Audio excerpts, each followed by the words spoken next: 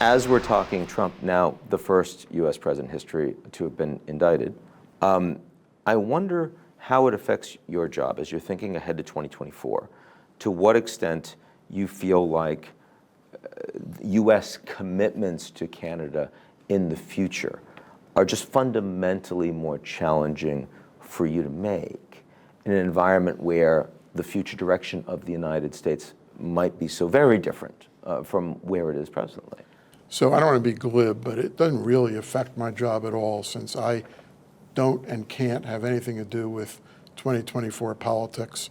Not my job. I spend a lot of time trying to stay away from it.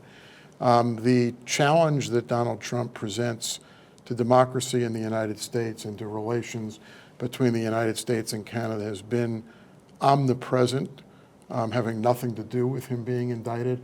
In the unlikely event, in my view, that there is a change in government back to Donald Trump or a Donald Trump equivalent, the more we can embed the strong practices that we're talking about, that we're working on, the more we can embed it in our culture, the more we can embed it in our mutual governments, the more success we can show as a result of those linkages, the harder it will be to unravel. Canada and the United States have both experienced a lot more political division at home over the past few years. As the smaller economy, the economy that it gets overwhelmed in some ways with American media and trade and the rest, have you felt that there is an export of division from the United States to Canada? So many people say when the U.S. sneezes, the Canadians catch a cold. Is there some of that going on right now?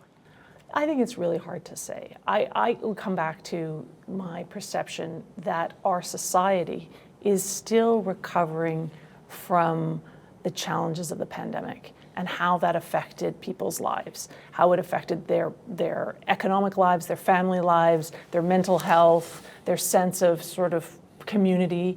I think that had an important and wide-ranging impact. I think that that has contributed to tensions in our societies.